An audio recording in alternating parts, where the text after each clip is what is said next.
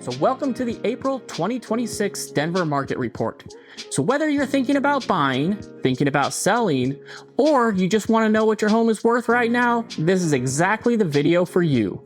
I'm going to cover the city of Denver and 5 major suburbs, walk you through the current numbers, talk about where interest rates are today, and show you real payment examples so you can get an idea of what different price points look on a monthly basis.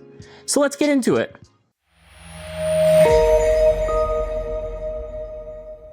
So I'm DC Turner with Navigating Denver, and this is your monthly pulse check on what is happening in one of the most closely watched housing markets in the country.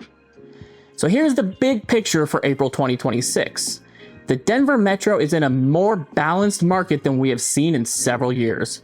Inventory has risen meaningfully, and we are sitting at levels not seen since before the pandemic, and that gives buyers more options and more negotiating room than they have had in a long time. At the same time, prices have not collapsed, median values are stable, appreciation has moderated to a healthy 2 or 3% range, and well-priced homes in good condition are still moving. This is not the frenzied market of 2021, but it's also not a buyer's windfall. It's a real functional market where strategy and preparation matter more than luck. So starting with the city of Denver itself, as of February 2026, the median sales price for single-family homes inside the city is $568,000. Days on market are running at 42 days on average, which tells you that homes are moving, but buyers have time to be thoughtful. Active inventory has increased significantly, and months of supply are running around 3.9, meaning it is no longer a seller's market. It's a balanced market, so it's neither a seller's market, but it's still not a buyer's market. So the price per square foot inside the city is running around $363.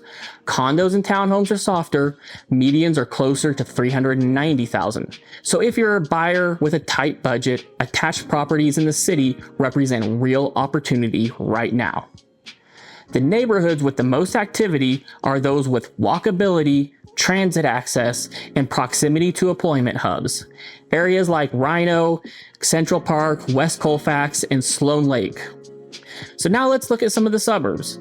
This chart tells an interesting story. Starting on the lower end, Lakewood is coming in at a median of around $573,000. Lakewood has seen about 40 days on market and has been one of the more active suburban markets thanks to its proximity to the mountains and strong walkability in certain corridors like Belmar. Broomfield is sitting at approximately $600,000 median, and as Broomfield continues to attract tech and corporate employers, demand has remained steady. Days on market are running around 45 days, which is right in line with the broader metro. Arvada is at a median of $625,000 and is actually one of the faster moving markets in the metro right now, averaging around 26 days on market. Old Town Arvada corridor has been a consistent draw, and light rail access continues to boost demand on the eastern side of the city. Centennial comes in at approximately $666,000, up about 9% compared to last year, which makes it one of the stronger appreciating markets in the metro right now. Top-rated schools in the Cherry Creek and Littleton school districts continue to drive family demand. And Littleton is at the top of this group at around $677,000 median. Littleton's small-town character, access to Chatfield Reservoir, and proximity to both 470 and downtown continue to make it one of the most sought-after addresses in the South Metro. So let's take a look at days on market now. So this tells you how competitive each of these markets is right now. Arvada is the fastest at 26. Littleton is the most patient at 50 days. Everything else falls in between in the 40 to 45 day window.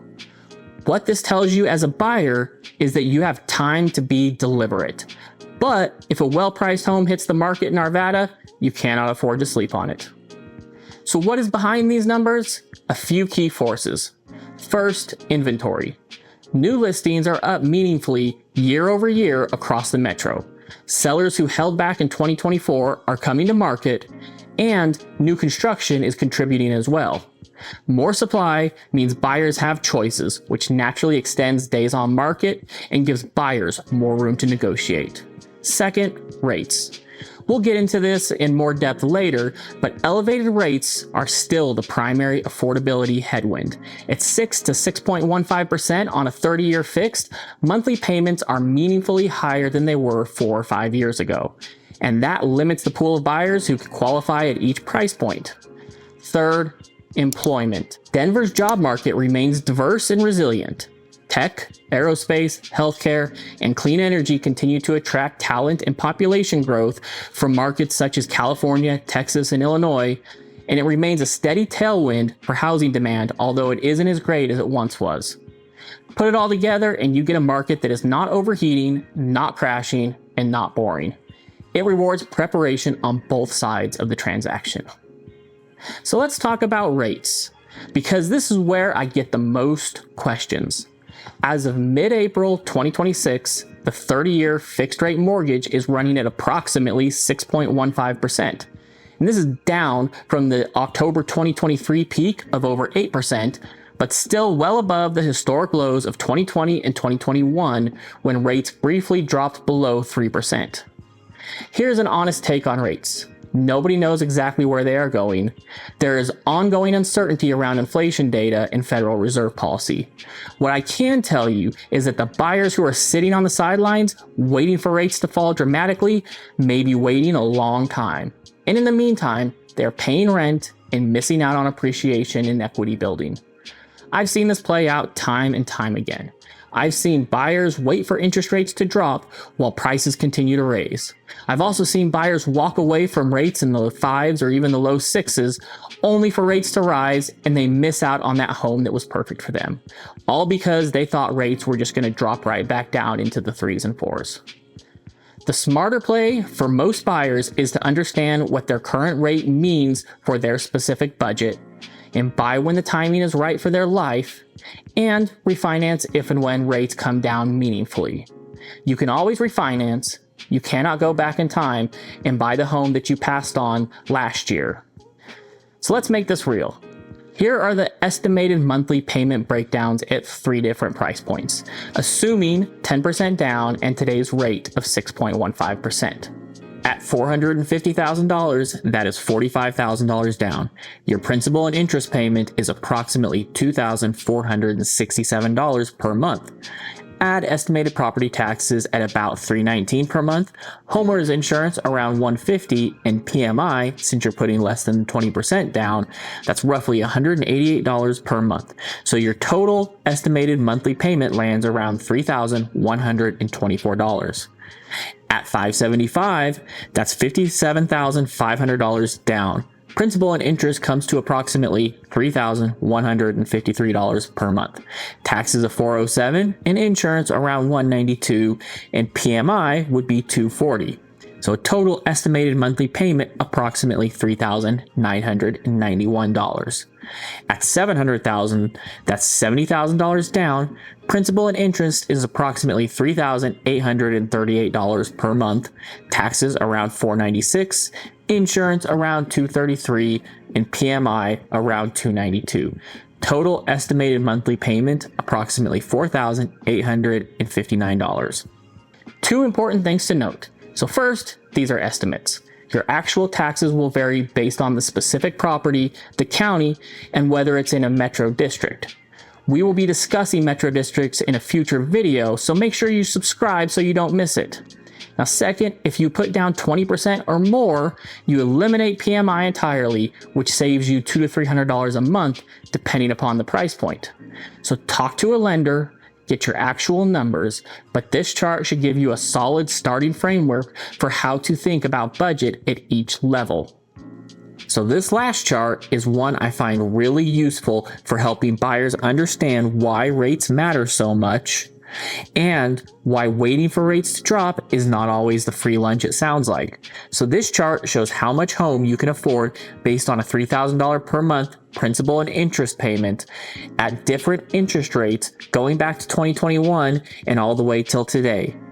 At 3%, where rates were in 2021, that $3,000 monthly budget supports a home purchase of approximately $790,000.